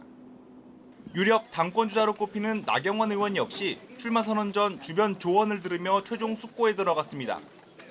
이르면 주말 직전 하게 될 출마 발표는 국회에서 이뤄질 거란 관측이 적잖은데 그간 나 의원이 강조해온 원내당 대표론을 부각할 최적의 장소란 평가도 나옵니다. 출마 선언이 임박하면서 정치권 일각에선 나 의원이 한동훈 대항마로서 친윤계의 전폭적인 지원을 받을 거란 전망도 나오는데 혼자의 힘으로는 힘드니까 역시 반한 운동은 쪽에 지지 세력을 좀 자기한테 끌어들였으면 했고 또 지금 반한동훈 세력 중에서도 마땅한 후보감이 없잖아요. 나 의원은 지금껏 걸어온 정치에는 친도 반도 없었고 앞으로도 그럴 거라며 자신의 길을 스스로 걸어나갈 거란 점을 분명히 했습니다. 국민의힘 전당대회 대진표가 서서히 윤곽을 드러내면서 당대표 러닝메이트 격인 최고위원 출마와 캠프 구성 등을 포함한 당권 경쟁 구도에도 본격 불이 붙을 전망입니다. YTN 임성재입니다. 더불어민주당 이재명 대표는 이번 주말 전후로 대표직 연임 의사를 공식 발표할 것으로 보입니다. 당 최고위원회의에선 이재명 시대 민주당의 아버지라는 찬사가 쏟아졌습니다. 나혜인 기자입니다. 민주당 정청래 최고위원은 최근 당원권 강화를 위한 당헌 당규 개정이 이재명 대표 시대라 가능했다고 평가했습니다. 국회의원 중심 원내정당에서 대중정당으로 가는 첫 발을 뗐지만 앞으로도 개혁과 저항의 몸부림은 계속될 거라고 내다봤습니다. 이재명 지도부는 당원이 주인되는 정당을 건설하겠다고 공약하고 출범했습니다. 이재명 대표 시대이기에 가능했던 일입니다. 새 지도부를 뽑는 전당대회를 불과 2달 앞두고 지명직 최고위원이 된 대구시당 위원장은 이 대표를 당의 아버지라고 추켜 세웠습니다. 뚜렷해진 일극 체제를 상징하는 장면이란 해석이 나왔습니다. 더불어민주당의 아버지는 이재명 대표님이십니다. 집안의 큰 어른으로서 영남민주당의 발전과 전진에 계속 관심을 가져주셨습니다. 다음 주 전당대회 준비위원회 출범이 예상되는 가운데 이 대표는 아직 연임에 도전할지 고민하고 있다고 밝혔습니다. 하지만 당 안팎에선 이르면 이번 주 후반 늦어도 다음 주 초 이 대표가 대표직을 내려놓고 전당대회 출마를 선언할 거란 관측이 우세합니다. 쌍방울 대북 송금 의혹 추가 기소 이후 연일 검찰과 언론을 향해 날을 세웠던 이 대표는 주 4일제 도입 같은 민생 이슈를 띄우며 분위기 전환에 나섰습니다. 장시간 노동으로 때우는 시대 이제 지났습니다. 주 4일제 피할 수 없는 세계적 추세입니다. 민주당 내부에선 벌써 이재명 대표와 함께 전당대회를 치를 최고위원 후보군도 거론되고 있습니다. 차기 지도부 역시 친명 색채가 강한 인물들로 구성될 거란 전망이 적지 않습니다. YTN 나인입니다. 더불어민주당은 이재명 대표 위증교사 혐의 재판 관련 녹취를 공개한 국민의힘 박정훈 의원을 허위사실 유포 혐의로 고발하는 걸 검토하고 있습니다. 한민수 대변인은 국회에는 들어오지 않으면서 이 대표 재판 관련 녹취록 파일을 공개해 야당 대표를 흠집내고 있다며 이같이 말했습니다. 이어 상당히 악의적인 조작 흔적이 있다는 의혹이 제기되고 있다며 당 법률이 검토 뒤 혐의가 사실로 드러난다면 바로 고발 조치하겠다고 밝혔습니다. 허위사실 공표 혐의로 재판에 넘겨진 최강욱 전 더불어민주당 의원이 항소심에서도 벌금형을 선고받았습니다. 최 전 의원은 자신이 고발 사주의 피해자라며 검찰이 부당하게 기소했다고 주장했지만 재판부는 받아들이지 않았습니다. 김다연 기자가 보도합니다. 최강욱 전 더불어민주당 의원은 지난 2020년 총선 기간 인터넷 방송에서 조국혁신당 조국 대표 아들의 허위 인턴 확인서 발급과 관련해 인턴 활동을 실제로 했다는 취지로 말했습니다. 이후 공직선거법상 허위사실 공표 혐의로 재판에 넘겨졌고 1심에서 벌금 80만 원을 선고받았습니다. 최 전 의원과 검사 모두 불복하며 이어진 항소심에서는 이른바 고발사주 사건이 쟁점이 됐습니다. 최 전 의원은 검찰개혁을 주장하는 자신을 저지하기 위해 윤석열 당시 검찰총장의 지시를 받은 손준성 검사가 당시 야당인 미래통합당에 자신에 대한 고발을 사주했다며 부당기소라고 주장했습니다. 그러나 항소심 재판부는 당시 야당이 손 검사의 사주를 받고 고발했다고 보기 어렵다며 받아들이지 않았습니다. 또 담당 검사가 수사와 법률적 판단을 통해 적법하게 기소했다며 손 검사가 부당하게 개입했다는 주장도 배척했습니다. 재판부는 벌금 300만 원을 선고해달라는 검찰 요청도 받아들이지 않고 1심과 같은 벌금 80만 원을 선고했습니다. 선고 직후 최 전 의원은 기자들을 만나 검사가 어느 정도로 나쁜 짓을 조직적으로 해야 법원이 인정하는지 모르겠다며 격분했습니다. 윤석열의 지시에 의해서 또 강요에 의해서 이게 느닷없이 막판에 기소가 이루어졌다는 사실이 이미 세상에 드러나 있는데 이렇게 형식적이고 기교적인 얘기로 그 사실관계를 피해 나가고 또 판결이 바로잡혀야 한다며 대법원에 상고하겠다는 의사를 밝혔습니다. 최 전 의원은 앞서 인턴 확인서 허위 발급 혐의로 징역 8개월의 집행유예 2년이 확정돼 의원직을 상실했습니다. YTN 김다현입니다.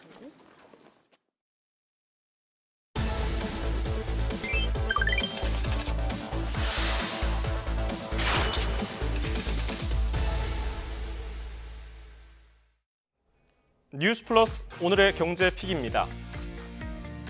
대한민국 완전히 망했네요. 노동 분야의 세계적인 석학인 조앤 윌리엄스 교수가 한 말입니다. 2022년 기준 우리나라 합계 출산율 0.78을 보고 내놓은 반응입니다. 하지만 이 0.78도 옛말이 됐습니다. 통계청에 따르면 지난해 합계 출산율은 0.72명을 기록했습니다. 쉽게 말하면 부부 50쌍, 그러니까 100명 사이에서 아이가 36명만 탄생한다는 얘기입니다. 올해 1분기 합계 출산율은 0.76명, 지난해 대비 0.82명이 동시 시기에 떨어졌습니다. 통상 1분기에 이 합계 출산율이 높게 나오는데요. 좀 낮게 나온 거죠. 이마저도 0.7명대로 떨어지니까 올해 연간 출산율은 0.6명대로 더 내려갈 거라는 우울한 전망도 나옵니다. 지난해 우리나라 인구는 태어난 아기보다 사망자가 많아서 12만 명 넘게 자연 감소했습니다. 2020년 이후 4년째 자연 감소입니다. 50년 뒤면은 인구가 3천만 명 중반대까지 줄 거라는 통계청의 암울한 전망에 윤석열 대통령은 오늘 인구 국가 비상사태를 선포했습니다. 이와 함께 전담부처인 인구전략기획부 출범 계획과 추가 대책이 발표됐는데요.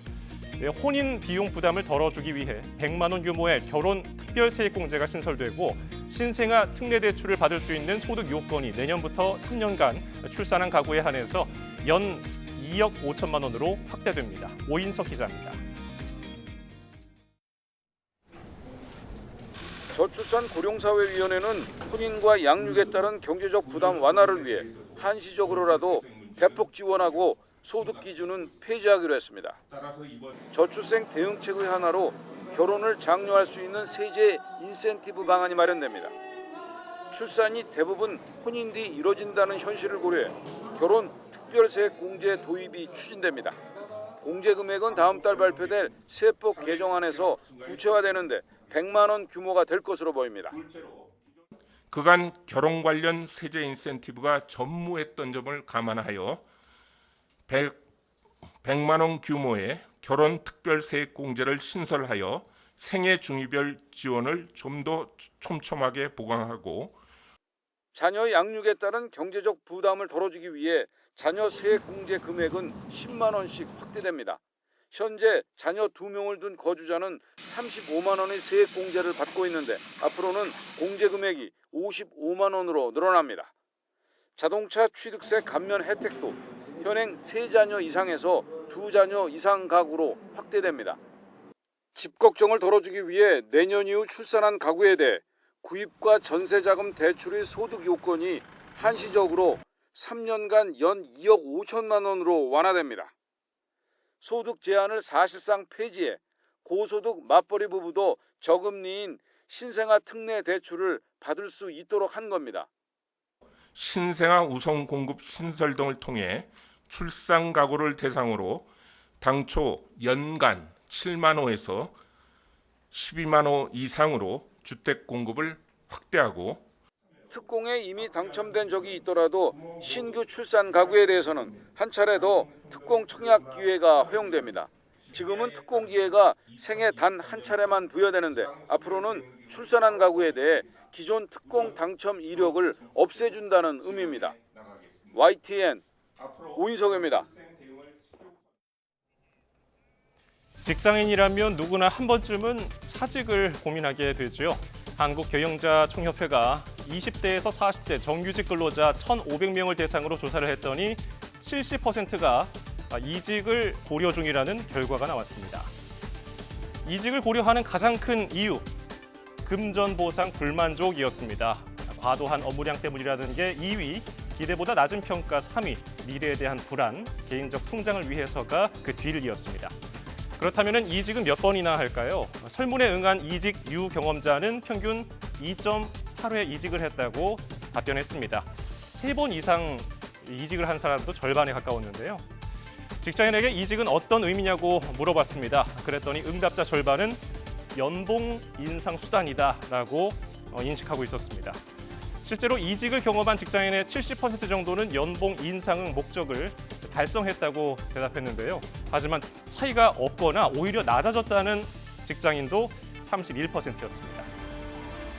이번 조사에 대해서 경총은 평생 직장이라는 개념이 옅어져서 기업은 우수 인재 이탈 방지를 위해 공정한 평가, 보상 시스템을 마련할 필요가 있다고 분석했습니다. 지난해 방송 사업자들의 광고 매출이 10년 만에 최저치를 기록하며 전체 매출 역시 같은 기간 처음으로 감소했습니다. 방송통신위원회는 지난해 전체 방송사업 매출이 지난 2022년보다 4.7% 감소한 18조 9,734억 원으로 집계됐다고 밝혔습니다. 사업자군별로는 IPTV가 1,129억 원 증가한 5조 72억 원을 기록한 가운데 나머지 사업군은 모두 감소했습니다. 배달앱 쿠팡이츠가 시장 점유율 20%를 차지하며 업계 2위 자리를 굳혔습니다. 애플리케이션 분석업체 YG앱 리테일 굿즈 조사 결과 지난달 쿠팡이츠의 월간 사용자 수 점유율은 20%로 지난해 같은 기간보다 2배 증가했습니다.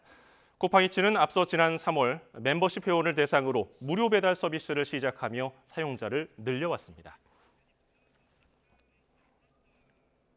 동해 심해 가스전 개발을 주도하는 한국석유공사는 해외 메이저 개발 회사 등 5개사가 투자에 관심을 표했다고 밝혔습니다. 막대한 시추 비용 마련을 위해 해외 투자 유치가 불가피하기 때문인데 정부는 추가 사업 설명회 등을 통해서 선택권을 더 넓혀간다는 계획입니다. 박기환 기자입니다. 모두 5차례로 계획된 동해 심해가스전 탐사 시추에 들어갈 비용만 최소 5천억 원 이상. 정부는 이 때문에 해외 투자 유치에 나섰는데 글로벌 메이저 자원 개발사와 국영회사 등 모두 5곳이 벌써 관심을 표했습니다. 특히 한 회사에선 일부 데이터를 확인하고 추가 검증도 마쳤습니다. 말씀만 하면 금방 아는 기업입니다. 준수 계약하고 데이터룸 잠시 오픈해서 그쪽에서 검토를 했고요. 해외 투자 유치는 일반적으로 5단계에 걸쳐 진행됩니다. 그런데 정부가 별도 사업 설명서를 송부하기도 전에 러브콜이 쏟아졌고 한 곳은 3단계까지 접어든 겁니다. 석유공사는 더 많은 선택권을 확보하기 위해 사업 설명서를 보내고 설명회도 개최할 계획입니다. 석유공사는 국익을 중심으로 좋은 조건을 고민하겠다고 설명했지만 성공 시 국부 유출 우려도 제기됩니다. 해저자원광물법 시행령은 해저에서 석유나 가스의 조광권을 가진 회사가 판매 금액의 최대 12%만 정부에 납부하고 88%는 가져가도록 규정하고 있기 때문입니다. 여기에 투자 수용 시점도 관건입니다. 당장 예산이 부족하다고 해도 성공했을 때의 가치를 생각한다면 싼 값에 섣불리 지분을 매각할 수는 없습니다. 너무 빨리 급하게 하면 우리가 있는 재산을 싸게 들어가는 게 되는 거고요. 싸게 하게 되고 또 다 해서 가면 그러면 메이저들이 우리가 필요한 기업들이 그럼 가격이 올라갔으니까 우리 들어갈 필요 없네 이러고 안 들어올 수도 있고. 석유공사는 투자 일정과 규모를 논의하기에 앞서 광구 제조종 등 제도 개선이 우선이라고 우려를 일축했습니다. 정부는 오는 21일 석유공사 민간 전문가와 함께 구체적인 해외 투자 유치 전략을 논의할 예정입니다. YTN 박견입니다. 인공지능 개발에 필요한 핵심 반도체를 생산하는 엔비디아가 마이크로소프트를 제치고 시가총액 1위에 올랐습니다. 엔비디아 주가 급등에 힘입어 뉴욕 증시 S&P 500 지수는 오늘도 최고가 기록을 새로 썼습니다. 김도원 기자입니다. 연일 주가가 급등하고 있는 엔비디아가 마침내 세계에서 가장 비싼 기업의 자리를 차지했습니다. 엔비디아 주가는 전날보다 3.51% 올라 시가총액 3조 3,400억 달러를 기록, 마이크로소프트의 3조 3,200억 달러를 넘어섰습니다. 기업 가치를 우리 돈으로 따지면 4,600조 원에 이릅니다. 애플을 따돌리고 시가총액 2위에 올라선 지 불과 며칠 만에 1위까지 내달린 겁니다. It's a bit surprising. They certainly are in a business that should have substantial growth, and obviously investors are already accounting for that. 퀄컴, 마이크론 등 다른 반도체 종목도 이날 동반 강세를 보였습니다. 반도체주 강세에 힘입어 S&P 500 지수는 이틀 연속 최고가 기록을 새로 썼습니다. 전날보다 13.80포인트 오른 5,487.03의 거래를 마쳐 올해 들어 31번째 최고가 기록 경신입니다. 기술주 중심의 나스닥 지수도 전장보다 5.21포인트 오른 17,862.23으로 마감해 역대 최고치를 기록했습니다. 5월 미 소매 판매가 전달 대비 0.1% 증가한 것으로 나타나 경기 악화 우려를 키웠지만 연방준비제도의 조기 금리 인하 기대를 높이면서 증시에는 복합적인 영향을 미쳤습니다. 다우존스 30 산업평균지수는 전장보다 56.76포인트, 0.15% 오른 38,834.86으로 장을 마쳤습니다. YTN 김도원입니다.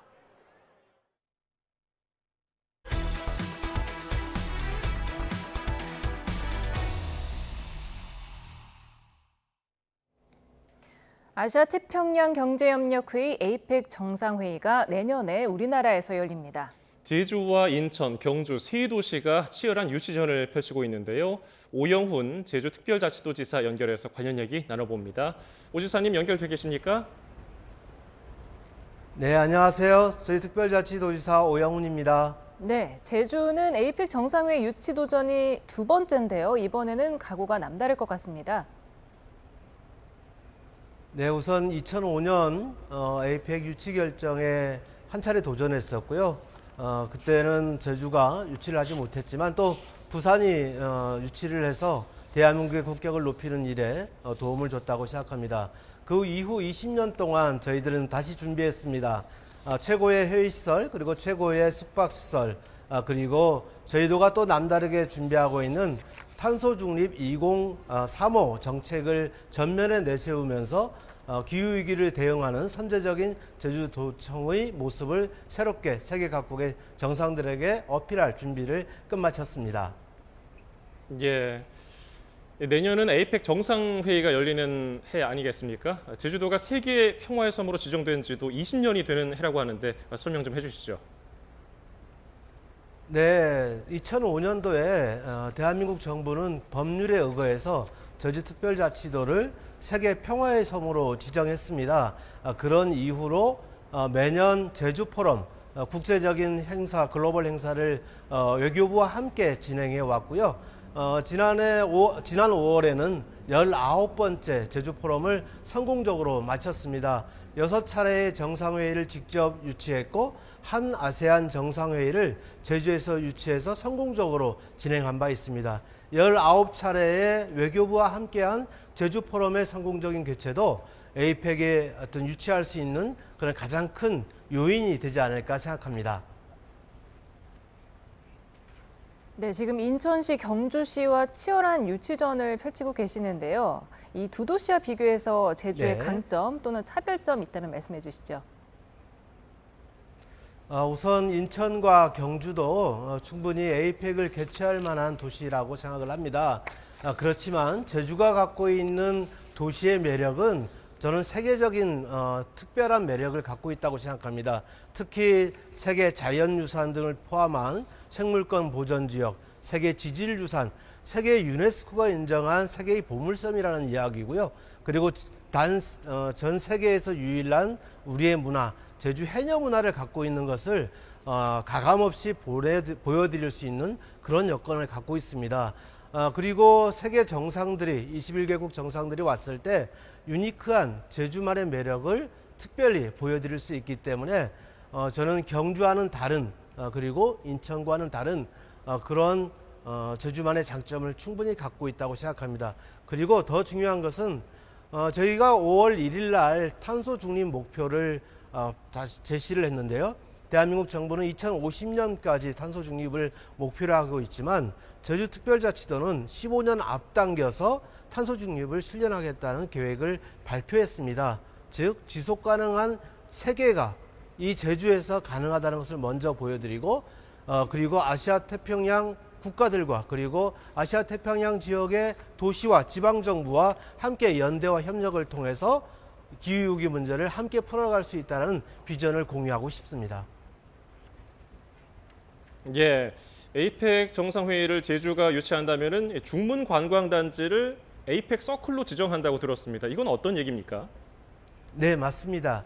에이펙 서클이라는 것은 중문 관광단지 내에 ICC 컨벤션 센터가 위치해 있고요. 그리고 바로 앞에 컨벤션 2센터가 건설 중에 있습니다. 내년 8월에 준공을 목표로 진행되고 있고요. 그리고 이 중문 관광단지 내에는 특급 5성급 이상 호텔들이 질비하게 준비되어 있습니다. 즉 5분 거리 이내에 회의시설과 숙박시설이 완료되어 있다는 얘기고요. 이런 가운데 경호시설도 경호와 안전에 관한 부분도 특별하게 섹터 안전관리구역을 지정해서 운용할 수 있는 장점이 있습니다. 이것은 경주나 인천이 가질 수 없는 제주만의 가장 큰 장점이라고 생각합니다. 그래서 제주도는 이 지역을 에이펙 서클로 명명해서 특별 관리 그리고 특별 운영할 수 있는 여건을 갖추고 있다는 점을 말씀드립니다. 네, 에이펙 정상회의를 유치하게 된다면 제주는 어떤 효과를 얻을 수 있을까요? 네. 제주는 지금까지는 단순한 국민관광지로 알려져 왔습니다. 그런데 제주는 민선 8기 제주도정이 들어서면서 새로운 변화를 시도하고 있습니다. 특히 신산업 분야를 육성하고 있는데요. 첫 번째는 에너지 대전환에 입각해서 제주도를 그린수소의 글로벌 허브로 구축하기 위한 담대한 계획을 이루어 나가고 있습니다. 재생에너지 비율이 발전 비율이 대한민국에서 가장 높은 19.2%를 차지하고 있고요. 여기서 나온 전기를 가지고 그린수소로 버스를 달리게 하고 청소차를 달리게 하고 수소 트램을 달리게 할 생각입니다. 그리고 이뿐만 아니라 도심 항공교통 UAM 사업을 제주도는 SK텔레콤과 하나시스템, 한국공항공사와 함께 드림팀을 구성해서 관광형 UAM 사업을 제주도가 제일 먼저 상용화시키려는 꿈을 갖고 있습니다. 그리고 최근에는 서귀포 해상 앞바다에서 위성을 발사를 시켰는데요. 성공했습니다. 대한민국 최초로 성공했고 제주도를 민간 우주산업의 전진기지로 육성할 준비를 마쳤습니다. 이제 곧 기회발전 특구가 지정되게 되고 거기서 하나우주센터 등 페리지 에어로스페이스와 같은 스타트업 기업들이 제주에 와서 새로운 우주산업의 새로운 영역을 개척해 나갈 준비를 하고 있습니다. 이런 제주의 신산업의 영역을 아시아 태평양 국가들과 함께 비전을 공유하고 싶고 그렇게 된다면 아시아 태평양 국가의 지속 가능한 발전을 도모할 수 있다 생각합니다. 예. 자, 지사님 끝으로 에이펙 정상회의 유치와 관련해서 저희 YTN 시청자분들께 한 말씀 해주신다면요. 네, 시청자 여러분 그리고 사랑하고 존경하는 국민 여러분, 제주는 20년 동안 에이펙을 준비해 왔습니다. 좋은 숙박시설과 그리고 좋은 회의시설을 잘 갖추어 놨고요. 그리고 더 중요한 것은 세계가 인정하는 보물섬의 준비를 완벽하게 갖춰 놨습니다. 대한민국의 국격이 높아질 수 있도록 훌륭하게 에이펙을 치를 준비가 70만 도민과 함께 맞춰졌다는 점을 말씀드리고요.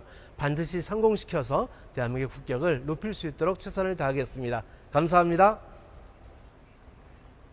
네, 지금까지 오영훈 제주특별자치도지사였습니다. 지사님 감사합니다. 감사합니다. 네, 다음 소식입니다. 서울시가 추진하는 그레이트 한강 프로젝트에서 여가의 축을 담당할 수상 레포트 센터가 공개됐습니다. 서울시 최대 규모의 마리나로 카누나 카약 같은 수상 스포츠부터 요트까지 한강 레저 산업의 거점이 될 전망입니다. 차정윤 기자입니다. 서울 최대 규모의 선박 계류장인 서울수상 레포트 센터가 난지 한강공원에 문을 열었습니다. 이제 근교로 나가지 않아도 도심에서 윈드서핑, 카누, 카약 같은 다양한 수상 스포츠를 즐길 수 있게 된 겁니다. 홍수와 태풍에 대비할 수 있는 길이 90m의 부유식 방파제가 설치됐고 수상과 육상 계류장에는 모두 155척의 요트와 보트를 묶어두거나 보관할 수 있습니다. 정박시설이 없어 그동안 김포나 인천, 화성까지 가서 배를 대야 했던 개인 요트 이용자들에게는 편하고 가까운 정거장 역할을 할 것으로 보입니다. 한 달 주차료가 한마디로 3만 원에서 40만 원. 크기에 따라서. 계류비가 크기에 따라서. 그다음에 육상은 좀 더 쌉니다. 여가의 중심이자 한강 물길의 거점 기능을 담당할 레포트 센터 개관을 시작으로 서울시가 공언한 그레이트 한강 프로젝트가 속속 윤곽을 드러내고 있습니다. 다음 달에는 통유리 창을 통해 한강 스카이라인을 조망할 수 있는 국내 최초 다리 위 호텔이 본격적으로 손님을 받습니다. 수상 대중교통이자 관광수단이 될 리버버스는 9월 시범 운행을 거쳐 10월 정식 운영을 시작합니다. 한강 르네상스의 완결편이라고 할 수 있죠. 수상 이용의 시대를 여는 뜻깊은 날입니다. 우리의 자랑 랜드마크가 이제 비로소 우리의 일상생활 속으로, 우리의 일상의 여가 속으로 들어오게 되는 것 같습니다. 인피니티 풀을 갖춘 사계절 워터파크로 새로 단장한 잠실 물놀이장을 비롯해 서울 한강공원 수영장도 손님 맞이 준비를 마치고 운영을 시작합니다. YTN 차정훈입니다. 서울 전역에 러브버그가 퍼져서 지난해 관련 민원이 27% 늘어난 것으로 조사됐습니다. 국민의힘 윤영희 서울시의원이 서울시에서 받은 자료를 보면 러브버그 민원은 2022년 4,200여 건에서 지난해 5,600여 건으로 늘었습니다. 특히 2022년에는 러브버그 민원의 98%가 은평구와 서대문구, 마포구에 집중된 것과 달리 지난해에는 25개 자치구 모두 민원이 접수됐습니다. 이복현 금융감독원장이 우리은행 100억 원대 횡령 사건 발생과 관련해 본점의 책임을 물을 수 있다고 밝혔습니다. 이 원장은 오늘 20개 국내 은행장들과의 간담회를 한 뒤 우리은행 횡령에 대해 상당 부분 파악했다며 이같이 말했습니다. 그러면서 개정된 지배구조법 도입 전이지만 필요하다면 허용할 수 있는 범위 안에서 본점에 대한 책임을 물을 계획이라고 강조했습니다.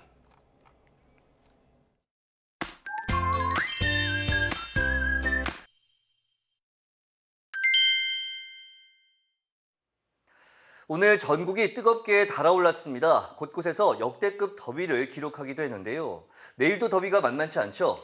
네, 내일도 내륙은 폭염이 계속되겠습니다. 서울과 대전, 춘천 35도, 대구 32도까지 오르겠습니다. 내일 중부 내륙은 대체로 맑은 가운데 낮 동안 자외선이 무척 강하겠습니다. 반면 제주도는 올해 첫 장마가 시작되면서 모레까지 이어질 것으로 보이는데요. 장마의 시작부터 양이 많죠? 네, 맞습니다. 최고 150에서 200mm 이상의 많은 비가 벼락과 돌풍을 동반하며 강하게 집중되겠습니다.